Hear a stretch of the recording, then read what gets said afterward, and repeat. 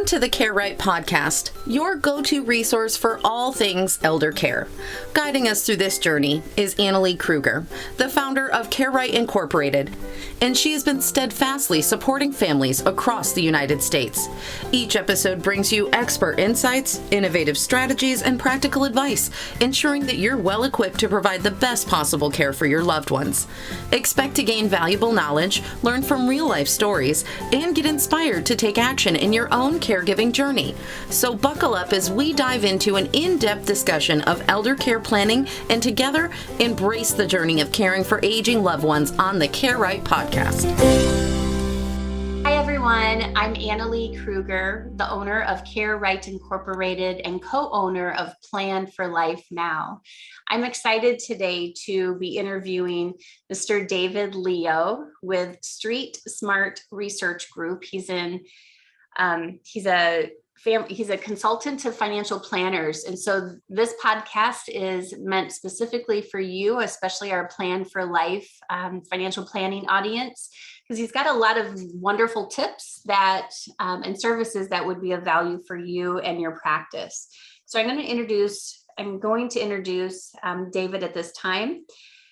He is a practice management coach to financial advisors. He's also the author of the Financial Advisors Success Manual and the founder of Street Smart Research Group. David is a graduate of Drexel University, a management major. He's got an MBA from NYU, Management and Finance. His first job was with Chase Manhattan Bank. He's got a long career at IBM programming, sales, marketing, business process reengineering consultant, corporate VP at Paine Webber, UBS internal consulting for FAs, a business practice management coach to FAs for over 20 years, and 3 adult sons and 6 grandchildren. So I'm excited to introduce David. How David and I met was he read one of my articles that I wrote for Rethinking 65 about how financial planners can become better advocates for their elderly clients, especially when they are receiving home care or in these senior care communities. And so that article had a lot of attention driven to it from financial planners, and David read the article. And so he's been connecting me with people in his network, and I've been doing the same as well.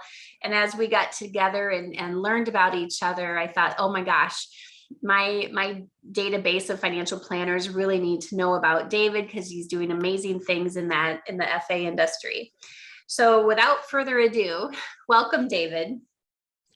Thank you, Annalee. I appreciate being here. It's a pleasure. Reading your article was really important to me because in all the years that I've been a coach, the idea of elder care has not come up particularly frequently, except in my personal life. And when I heard there were solutions available that advisors could help their clients with, I was incredibly impressed and wanted to put you in contact with a lot of the folks I know because they really need it. It's a great way to distinguish yourself as an advisor. So, and that I'd focus a lot on that as well. So I'm absolutely delighted to be here. Thank you. Well, good. Well, thank you. And thank you for seeing the value. You know, when David's talking about the services, I wear 2 hats, as some of you might know. With Care Right Incorporated, I work with families all across the country, developing customized aging plans, facilitating their family meetings, sorting out what their care options are, how they're going to pay for care, preventing family caregiver burnout, helping them understand how to research these facilities and home care companies, making sure that the family as a whole has their living wills in place, their estate documents and insurance and every accounts and passwords, everything organized. So that's a Care Right aging plan. But with Plan for Life Now, that's the elder planning specialist curriculum that myself and Bob Mauderstock created many years ago specifically for CFPs who want to learn how to better identify and address the needs of their aging clientele and how to differentiate themselves through this elder planning specialist designation from the literally thousands of financial planners who are just general practitioners and not like specializing in any specific niche. So David and I have had several conversations. They're just exciting. I'm always pumped when I get on the phone with them and pumped when I get off the phone with them. David, tell me about what you do and how you help financial advisors to be successful. What do they need to be successful, and how do you help them in that journey? Yeah, that's a favorite question of mine. The second favorite one is the first favorite one is to discuss my grandchildren, but we're not going to do that on this call. Yeah. In any case, to be a successful financial advisor, a lot of that is written and a lot of it is understood. And first of all, it's about caring for and about your clients and their family and their technical competence. And I think a real curiosity to learn about people. And it's interesting because what you do gives the advisor that special ability to find out about their family. It's a special technical competence they can get. And the real curiosity is something I enjoy learning about people and learning what drives them.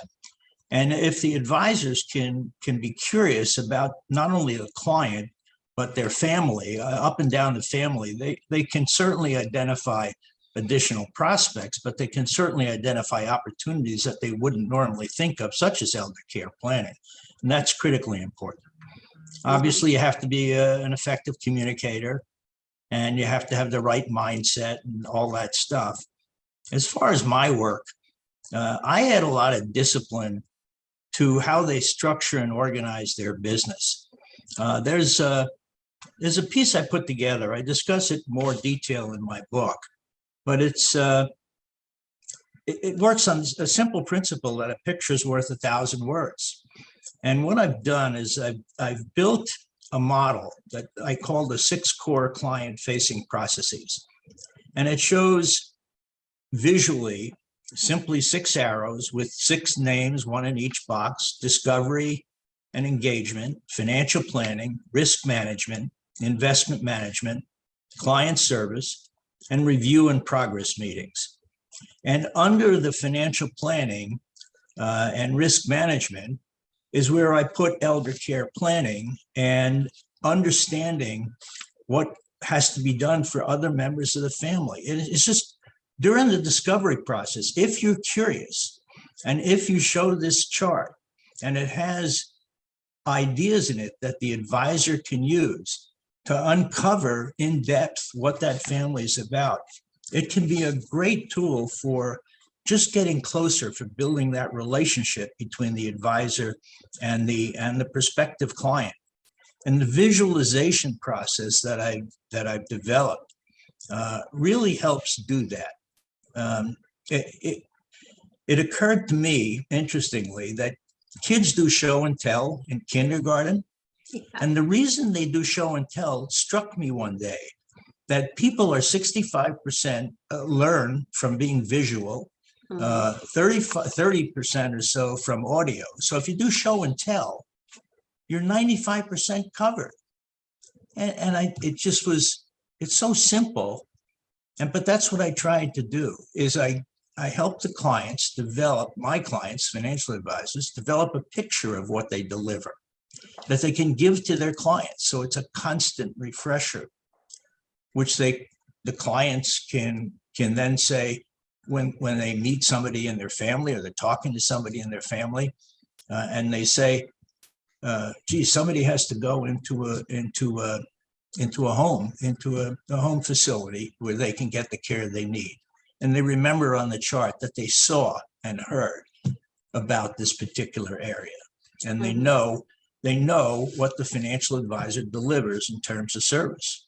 So I help develop that with my clients, that's specifically aligned to what they do and they want to do with their people, with their clients. And with that, in addition to that, I certainly think an advisor has to be a continuous learning person. And something like your courses give them that capability. Looking for outside support, trying to find people like yourself, their broker dealer, hopefully people like myself, their wholesalers, and find out what's going on in the world. So that's constant learning. And that's what I saw that you do as well, and what I like to do with my people, my clients, my tribe, if you will, financial advisors and financial planners.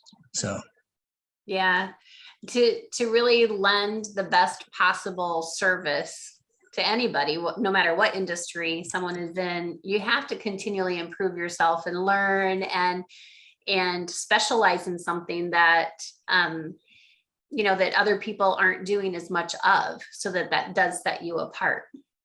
Yeah, I agree. I only work with financial people, planners and advisors. I don't do any life coaching. I don't do any career counseling. I just work with improving financial advisors' businesses, helping them organize and structure the business, establishing accountability routines, things like that. So.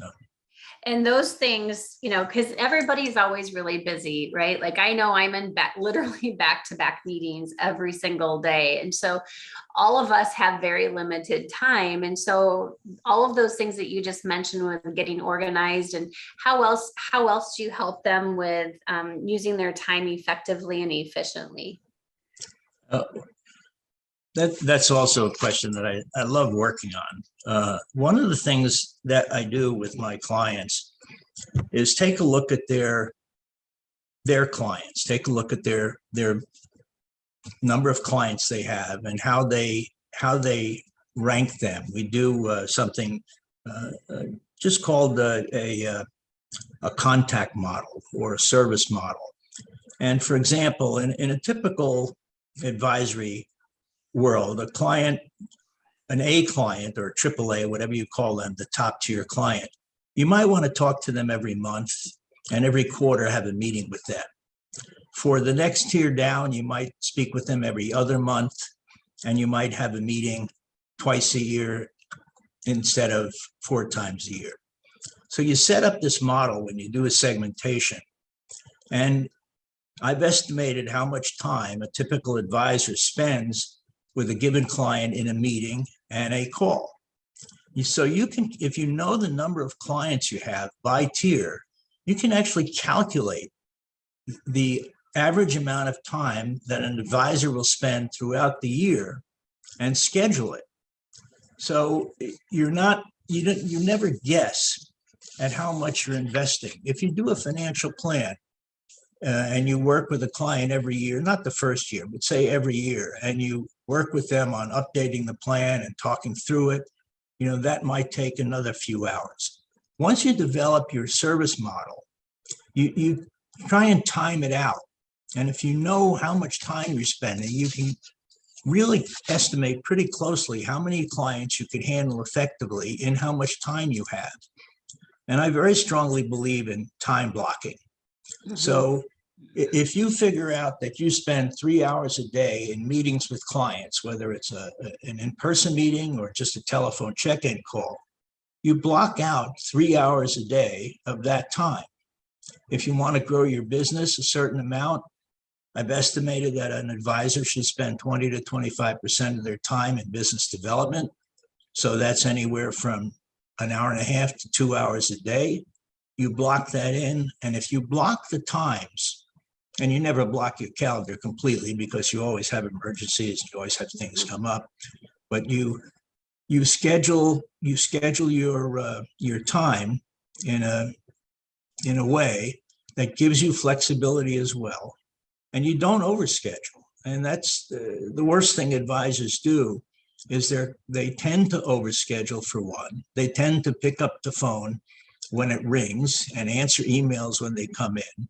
Both those things I recommend against. I schedule that twice a day. You check emails, you check phone, and you build a calendar, a work calendar of an ideal day with 75% of your time. And you know exactly what you should be doing at any given moment.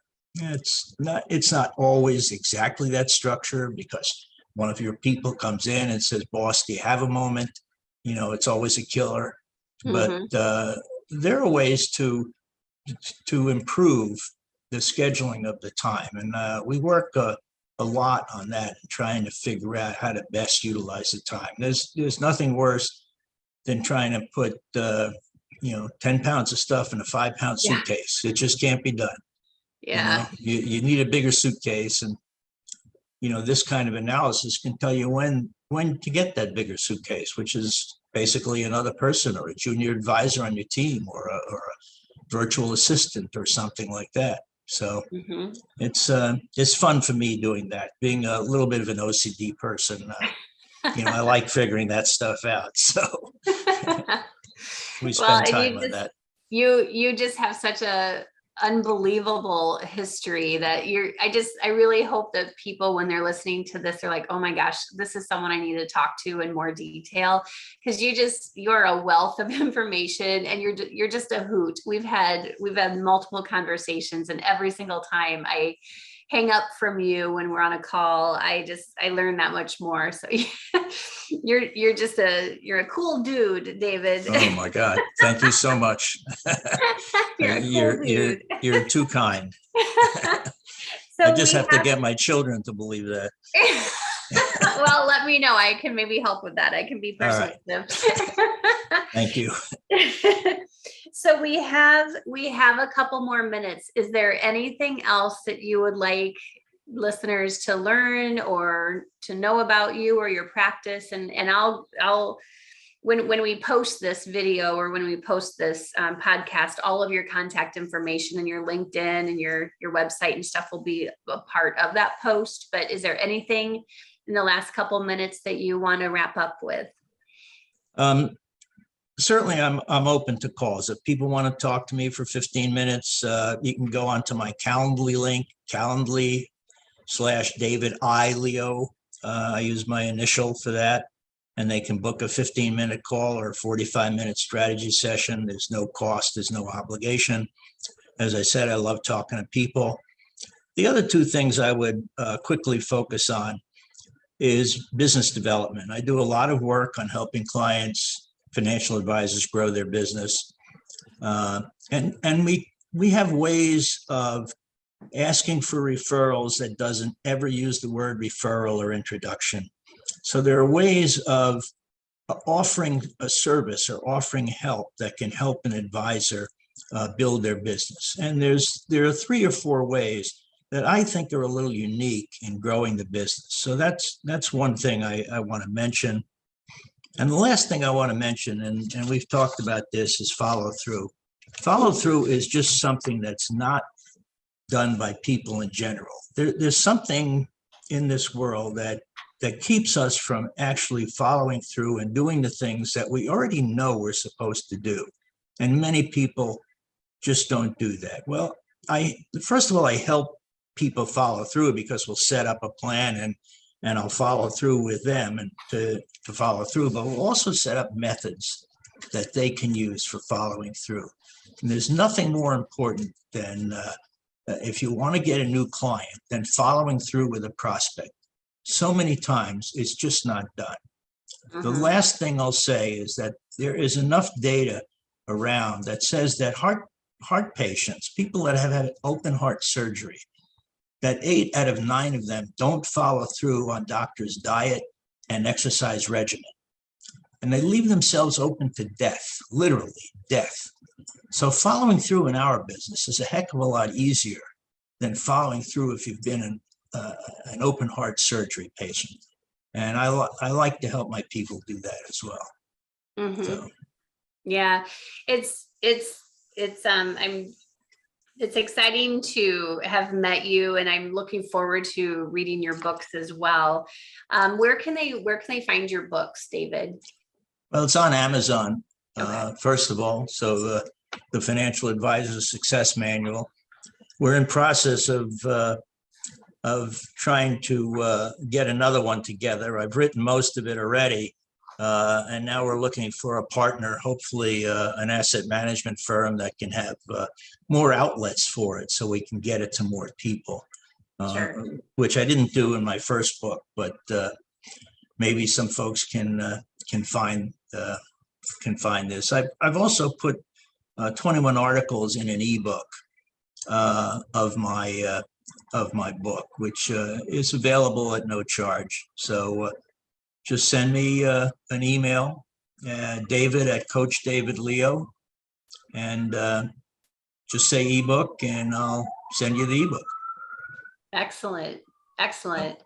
This has been such a great podcast, David. I can't thank you enough for taking time out of, I know how busy you are. So thank you for taking a few minutes out of your day so that we could do this call together and share your information and the value that you provide to your financial planning clients that you do your coaching work with, and sharing your book and sharing your expertise and wisdom. So thank you so much. I really appreciate your time today. Thank you very, very much. And I'm so happy to have met you and learn about what you do. It's very, very, very special. And I hope your clients and mine take advantage of it. So thank you. Absolutely. Absolutely. You bet. All right. Well, you have a wonderful rest of your week, and happy belated Father's Day too. Oh, thank you. Thank you. You're welcome. Thank you for tuning into the Care Right podcast. We hope today's discussion has provided you with valuable insights. If so, don't forget to like, subscribe, and share our podcast with others who might find it helpful. Remember, Care Right is more than just a podcast. It's a community dedicated to supporting family caregivers with comprehensive care planning, crisis management, and resources for every stage of aging. Stay connected with us for future episodes as we continue to explore essential topics in aging planning, elder care, and financial planning. Until next time, take care, plan wisely, and remember, you're not alone in your caregiving journey.